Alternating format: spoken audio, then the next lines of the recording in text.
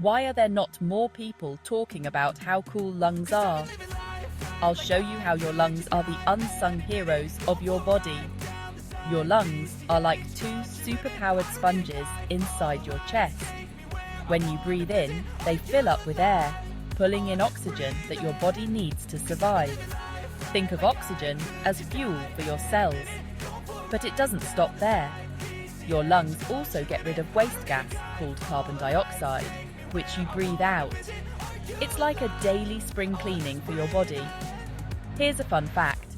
If you spread out the surface area of your lungs, it would be as big as a tennis court.